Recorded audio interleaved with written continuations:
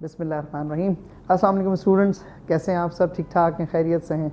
उम्मीद है खैरियत से होंगे। अल्लाह ताला सब की हिफाजत करे इस कोविड-19 से जो कि दोबारा रिकरेंस की तरफ जा रहा है। बेटा आज हमने डिस्कस करना है chapter number 2 inter support in locomotion से स्केलेटल मसल।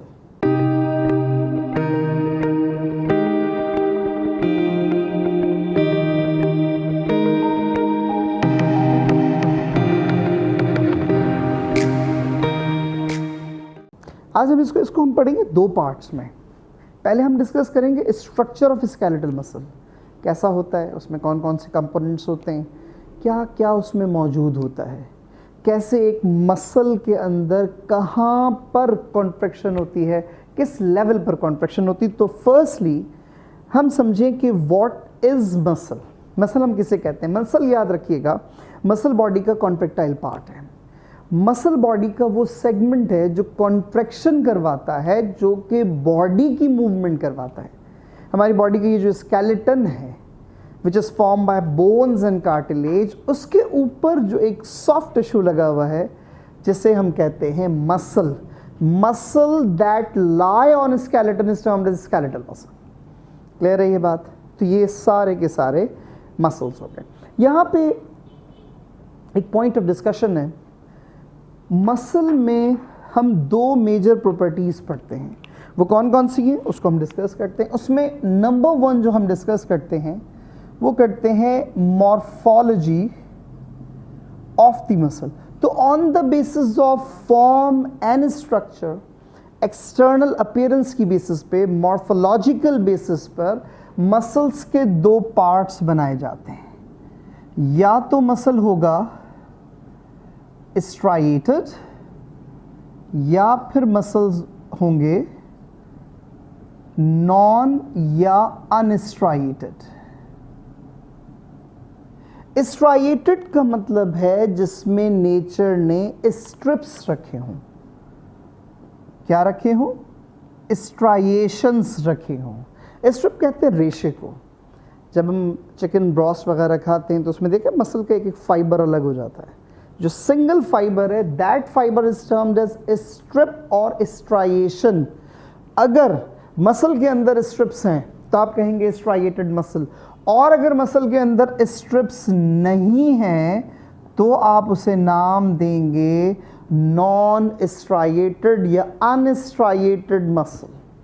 क्लियर है यहाँ तक बात? अब जैसे लिवर है, लिवर को आप देखें तो वो एक केक की तरह कट होता है, उसमें कोई फाइबर, कोई रेशा नहीं होता।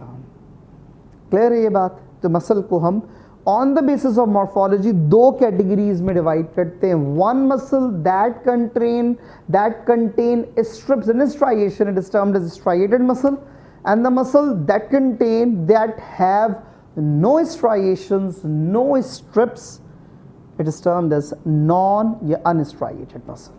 क्लियर? इसके बाद जो सेकंड मोस्ट इंपॉर्टेंट थिंग हम इसमें पढ़ते हैं वो पढ़ते हैं इसकी physiology, that is the function of muscle. Function की बेसिस पर हम मसल की फिर दो कैटेगरीज बनाते हैं। या तो मसल होगा वॉलेंटरी या फिर मसल होगा नॉन वॉलेंट्री या इनवॉलेंट्री। वॉलेंट्री का मतलब है which is controlled by our will, जिसको हम अपनी मर्जी से कंट्रोल कर सकते हैं। For example movement of the fingers, मैं अपनी मर्जी से इसे कंट्रोल कर रहा हूँ, मैं रोक देता हूँ, ये मूवमेंट नहीं कर रहा, लेकिन इसको मैं चाहूँ ओपन करना, क्लोज करना, ये सारी मूवमेंट मेरी मर्जी से हो रही हैं। So these are voluntary muscles. लेकिन इसके बरक्स involuntary which is not controlled by our will, जो हमारी मर्जी से कंट्रोल नहीं होता। For example contraction of heart, contraction and relaxation of the smooth muscles like gall bladder, like lungs, intestine की मूवमेंट, पेरिस्टाल्टिक मूवमेंट, ये सारी की सारी movements, contraction of gall bladder, ये सब कुछ इनवॉलेंट्री, हमें नहीं पता कब हुआ, कैसे हुआ, हमारी मर्जी से काम नहीं करते, हमें नहीं पता हम सांस लेते हैं, लेकिन वो इनवॉलेंटरी चल रहा है। मुसलसल लंग्स में एयर जा रही है due to the negative suction pressure, air exhale out हो रही है, ये सारे फंक्शंस हो रहे हैं involuntary. So on the basis of physiology, muscles are again divided into two major categories. One is voluntary muscles, another is involuntary. So voluntary which is controlled by our will, हमारी मर्जी से control हो, और involuntary जो हमारी मर्जी से control ना हो। क्लियर हो गई यहाँ तक बात? आगे चलें। गुड। अब यहाँ पर ये जो वर्ड है मसल, ये वर्ड बना है माउस से, माउस लाइक। इसकी अपीयरेंस अगर आप देखेंगे ना, एक पॉइंटेड सा स्ट्रक्चर है, फिर ब्रॉड, फिर पॉइंटेड, लाइक एक टेल, एक माउथ, बॉडी, टेल, कुछ माउस लाइक अपीयरेंस है। तो एक वो रीजन जहां से मसल स्टार्ट होता है उसको नाम देते हैं ओरिजिन का, और वो पॉइंट जहां पर मसल एंड होता है, अटैचमेंट शो करता है, that is termed as insertion. यहां पर एक एमसीक्यू याद रखिएगा, ओरिजिन इमोबाइल होती है, इसमें कभी भी मूवमेंट नहीं होती, इट इज इमूवेबल।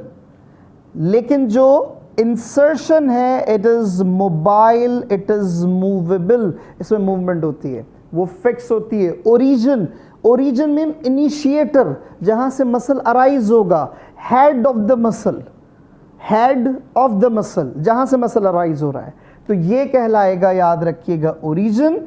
और जहां पर वो अटैच होगा, that attachment is termed as the insertion of the muscle, end of the muscle, जहां पे मसल एंड हो गया। क्लियर यहां तक बात? Point of discussion again, insertion अगर कभी भी पॉइंटेड जगह पर हो तो वहां पर नेचर ने एक कनेक्टिव टिश्यू रखा है, एक इन इलास्टिक कनेक्टिव टिश्यू रखा है, जिसको नाम देते हैं टेंडन का। क्या नाम देते हैं? टेंडन का।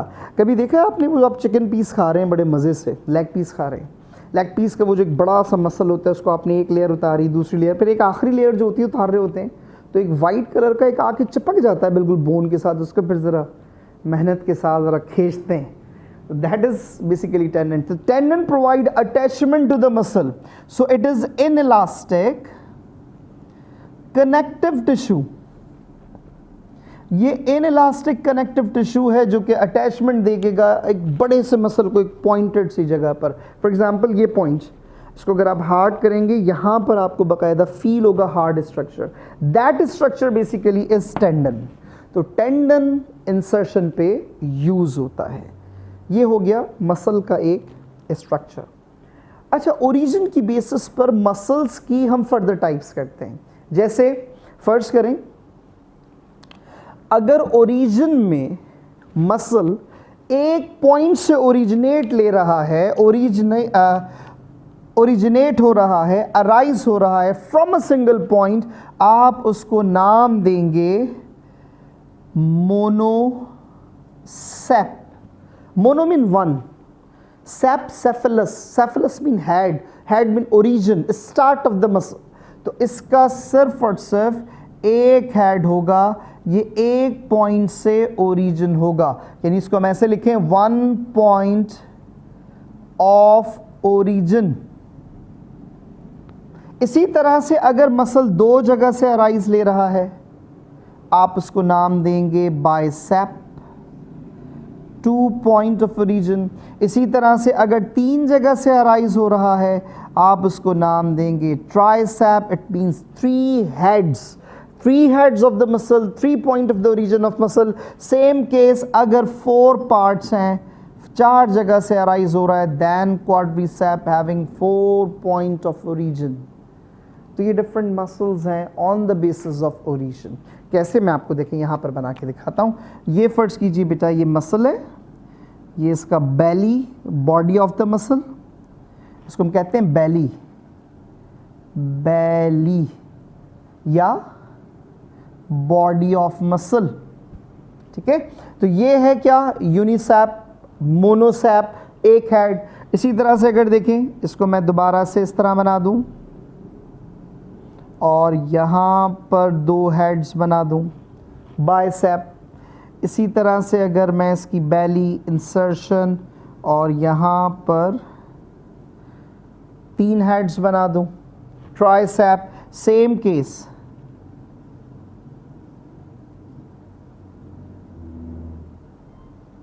लाइक दिस, हो गए 4। 1 1 2 1 2 3 1 2 3 4। Monocep, most of the muscles are unicep, एक ही इसके अंदर हेड होता है। बाइसेप, ये हमारे पास फ्रंट पे मौजूद है, जो कि ह्यूमरस के फ्रंट साइड पर मौजूद है। इसके पोस्टीरियर पर tricep and quadricep, thigh muscle. Clear है? तो ये मसल्स की ओरिजिन की बेसिस पर मसल्स की कुछ टाइप्स की हैं। अब हम चलते हैं अपने पॉइंट की तरफ, अपने टॉपिक की तरफ, that is the structure of skeletal muscle.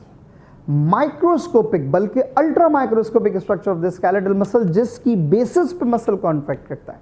आइए उसे डिस्कस करते हैं। तो बच्चों, अब हम बात करते हैं structure that is the morphology of skeletal muscle की। स्केलेटल मसल की मॉर्फोलॉजी क्या है, उसमें क्या क्या मौजूद होता है, कैसे होता है। पहले तो आप ये समझ लीजिए, हमने एक मसल लिया, इस मसल में से एक स्ट्रिप निकाला, सिंगल, एक रेशा, एक फाइबर। उस फाइबर को हम कहेंगे मसल शीथ। मसल शीथ, ये जैसे फर्ज करें मसल शीथ, हमने एक फाइबर अलग कर दिया। इस मसल शीथ में थाउजेंड्स ऑफ मसल बंडल्स होंगे। उस एक मसल बंडल को अलग किया। अब फर्ज करें ये एक मसल बंडल को अलग कर दिया। इस एक मसल बंडल में मिलियंस ऑफ मायोफिब्रिल्स होंगे। क्या होंगे? मायोफिब्रिल्स। ठीक है, तो किस तरह से? सबसे पहले muscle sheath that consist of muscle bundle. Muscle bundle consist of myofibrils. Myofibril में मसल सेल होता है। Cell, muscle cell. मसल का सेल है तो ऑब्वियसली उसकी जो मेम्ब्रेन होगी, सेल मेम्ब्रेन होगी, उसको हम कहेंगे सार्कोलीमा। क्या नाम देंगे? Sarcolemma. Endoplasmic reticulum of the muscle cell is termed as sarcoplasmic reticulum. Clear? अब हम इस मायोफिब्रिल्स की बात करते हैं, जो मिलियंस ऑफ मायोफिब्रिल से बने मसल्स। इस मायोफिब्रिल में क्या क्या मौजूद है? याद रखिएगा, myofibril consist of light and dark bands, thick and thin filaments. A single thick filament is covered by 6 thin filaments. ये एक thick filament है, इसके ऊपर इस तरह से 6 thin filaments दोनों तरफ से ऐसे पकड़ते हैं। ये फिक्स होगा, इसके ऊपर ये मूव करेगा। ठीक है, उसके ऊपर लाइट बैंड्स मूव करेंगे। थिक फिलामेंट, डार्क बैंड अपनी जगह फिक्स होगा। चलें इसके स्ट्रक्चर की बात करते हैं। सबसे पहले ये फर्ज कीजिए, ये मैंने एक डार्क बैंड बनाया।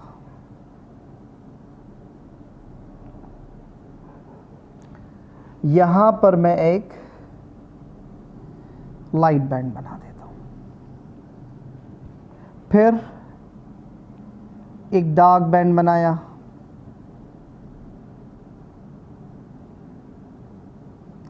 फिर इसको कवर करेंगे लाइट बैंड्स, ये light bands, then dark band, these are dark bands, ये बने हुए। यहाँ तक बात समझ आ रही है? और इस तरह से ये थिक और थिन फिलामेंट। फिर वही बात कहूँगा, थिक फिलामेंट अगर एक है, इसको हम क्या नाम देंगे? मैं अलग अलग इसको मेंशन करते जाता हूँ, आप देखते जाएं। सबसे पहले ए। What is A? A है क्या? A बेसिकली है थिक फिलामेंट। बल्कि क्यों ना इसको हम नंबर से डिनोट कर दें ताकि आसान रहे, क्योंकि आगे ए बैंड और आई बैंड होंगे, वो फिर मिक्स करेगा। नंबर से डिनोट करते हैं। 1 thick filament. Then number 2, what is number 2? Thin filament. इसको थोड़ा सा नीचे लिख देते हैं। Number 2 is thin filament. यहां तक क्लियर है बात? Thick filament consists of or made up of a protein. That protein is termed as myosin. क्या नाम है उस प्रोटीन का? मायोसिन। नंबर 1 ये याद रखिएगा, थिक फिलामेंट को डार्क बैंड भी कहते हैं। क्या नाम देते हैं? डार्क बैंड भी कहते हैं। तो आप थिक फिलामेंट कहें, डार्क बैंड कहें, एक ही बात है। It is formed by a protein that is myosin, while thin filament formed by a protein which is termed as, 3 तरह के proteins होते हैं इसमें। Number 1 is actin, which is one of the most important component of thin filament or light bands. Actin, troponin and tropomyosin। याद रखिएगा 3 तरह के basic proteins होते हैं थिन फिलामेंट में। It consist of 3 different types of protein, actin, troponin and tropomyosin. यहां तक बात क्लियर हुई? ठीक है, इसको मैं आसान लफ्जों में जरा समझाता हूं। जैसे फर्ज करें, ये एक्टिन है, इस एक्टिन के ऊपर ट्राइमेरिक फॉर्म के अंदर मौजूद है ट्रोपोनिन, और इसके ऊपर एक मेम्ब्रेन की तरह मौजूद है ट्रोपोमायोसिन। तो याद रखिएगा, नंबर 1 एक्टिन, ट्रोपोनिन और सबसे ऊपर ट्रोपोमायोसिन। थिन फिलामेंट को लाइट बैंड भी कहते हैं। क्या नाम देते हैं? लाइट बैंड का नाम भी देते हैं। तो पहले तो ये बात क्लियर हो गई कि जी थिक फिलामेंट, इसमें प्रोटीन मायोसिन है, इसको डार्क बैंड भी कहते हैं। ठीक है, क्लियर? अब यहीं पे एक और पॉइंट उसको मैं मेंशन कर देता हूं ताकि आपको मेमोराइज रहे कि single thick filament is covered bye 6 thin filaments. यानी एक single dark band 6 light band से कवर होता है। एक single dark band 6 light band से ऐसे कवर होता है। क्लियर? गुड। यहां पे फिर और फर्दर पॉइंट्स देखते हैं। ये जो जितने भी थिक फिलामेंट्स हैं, जितने भी डार्क बैंड्स हैं, they all are covered by M membrane. So thick filament is covered by M membrane. It covers thick filaments. बिल्कुल इसी तरह से a Z membrane that covers light or thin filaments, जो कि लाइट और thin filament को cover करेगी। Which membrane? Z membrane. And M membrane covers thick filaments. Clear है यहां तक बात? ठीक है, अब हम चलते हैं इसी में कुछ और पॉइंट्स के साथ। देखिए बेटा, याद रखिएगा यहां पर जितने भी ये लाइट बैंड्स होते हैं, इन लाइट बैंड्स के ऊपर नेचर ने एक डार्क लाइन रखी है। ठीक है, इन लाइट बैंड्स के ऊपर नेचर ने एक डार्क लाइन रखी है, and that dark line is termed as Z line. क्या कहलाएगी ये? Z line. So what is Z line? Z line basically है क्या? It's a dark line that covers light band. ये लाइट बैंड के अंदर है। सवाल ये पैदा होता है ये है क्या? ये बेसिकली डिमार्केशन है। ये एक पूरा सेगमेंट है लाइट और डार्क का। एक इस जगह पे कॉन्ट्रैक्शन होगी, इसके बाद नेक्स्ट होगी, फिर नेक्स्ट होगी। आपको एक बड़ी इंटरेस्टिंग बात बताऊं कि एक मसल के अंदर जो लाइट बैंड्स हैं वो तकरीबन 32 बिलियन होते हैं, और एक मसल के अंदर जो लाइट बैंड्स होते हैं वो अप्रॉक्सीमेटली 16 बिलियन होते हैं। This is nature. अल्लाह ने इसे बनाया कैसे? ये अल्ट्रा माइक्रोस्कोपिक स्ट्रक्चर है जो हम डिस्कस कर रहे हैं यहाँ पर। कैसे होगा, क्या होगा, क्या कॉन्ट्रैक्शंस होंगी, किस तरह से स्ट्रक्चर बनेगा, यहाँ तक बात समझ आई। So dark line that that shows the demarcation, that shows the limitation of the muscle. ये basically limitation को show कर रहा है muscle की. Clear हो गई यहाँ तक बात? Distance between two Z line is termed as sarcomere. यानी इसको आप sarcomer भी कह सकते हैं. Sarcomer. Sarco stands for muscle.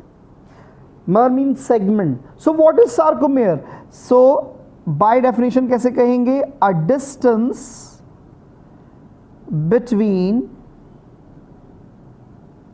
two Z lines, दो Z line के दरमियान में जो डिस्टेंस है उस डिस्टेंस को हम कहेंगे सार्कोमेयर. क्लियर? इसी को लेकर वही पॉइंट जो पहले कहा था, मसल सेल मेम्ब्रेन, क्या नाम देंगे उसको? उसको नाम देंगे सार्कोलीमा. क्या नाम देंगे? सार्कोलीमा. And the endoplasmic reticulum that is present in muscle cell, it is termed as sarcoplasmic reticulum. Clear है यहाँ तक बात? कोई कंफ्यूजन इससे रिलेटेड? यहीं पे डिस्कस करते हैं एक और पॉइंट. ठीक है, यहीं पे इसके स्ट्रक्चर को लेके आगे बात करते हैं. इसमें कुछ बैंड्स होते हैं, कुछ रीजन्स होते हैं. नेचर ने इसमें कुछ रीजन्स बनाए. हम जो कुछ पढ़ेंगे वो पढ़ेंगे सार्कोमेयर के अंदर. हम जेड लाइंस के दरमियान में जो कुछ मौजूद है उसको डिस्कस करते हैं. नंबर वन मैं ब्लू से यहाँ पे मेंशन करूँगा. देखिएगा आप, ये जो रीजन है जेड लाइन और मेरी डॉटेड लाइन के दरमियान, इसमें आपको सिर्फ और सिर्फ लाइट बैंड्स नजर आएंगे, थिन फिलामेंट्स नजर आएंगे. इस रीजन को कहते हैं आई बैंड. उसके बाद देखें, इन दोनों डॉटेड लाइंस के दरमियान पहले डार्क बैंड, थिक फिलामेंट, फिर light band, thin filament. Dark then light. तो दोनों बैंड्स नजर आ रहे हैं. इस रीजन को कहते हैं ए बैंड. क्या नाम देंगे? A band. उसके बाद फिर देखें, मैंने डॉटेड लाइन बनाई. अब इस डॉटेड लाइन और इस डॉटेड लाइन के दरमियान में जो आपको रीजन नजर आ रहा है, that only contain dark bands. It is termed as H zone और एच बैंड. अब यहां पर हमने तीन तरह के बैंड्स पढ़े. नंबर वन मैं इसको यहां पर अलग करके लिखता हूं. Number one is I band. Number two is A band. Number three is H zone और एच बैंड. ये है क्या बेसिकली? आई बैंड याद रखिएगा, a reason of muscle which contain only light bands, which contain only thin filaments. And what is A band? A region which contain light and dark band. जिसमें क्या मौजूद हो? जिसमें लाइट और dark दोनों bands मौजूद हो, उसको हम कहेंगे ए बैंड. एन आइसोट्रॉपिक, इसमें लाइट पास नहीं होती. H zone which contain only dark bands, जिसमें सिर्फ और सिर्फ डार्क बैंड हो. Clear? Dark band H zone, A band I band. तो ये याद रखिएगा. ये तमाम का तमाम स्ट्रक्चर है स्केलेटल मसल का. इन पॉइंट्स को याद रखिएगा. Thick filament is form by myosin. Thin filament consist of, और it is made up of 3 types of protein: actin, troponin, then tropomyosin. 3 types के इस पे प्रोटीन्स मौजूद हैं. इसमें जो लाइट बैंड्स होते हैं उन्हें कवर करती है जेड मेम्ब्रेन, और जो डार्क बैंड्स होते हैं उनको कवर करती है M membrane. A dark line that lie over the light band is termed as Z line. So the distance between two Z line is sarcomere. It consists of three different types of band, I, A and H. I band contains only light bands and A band contain dark as well as light band, while H band or H zone only contain dark band. I think यहाँ तक आपको बात clear हो गई होगी.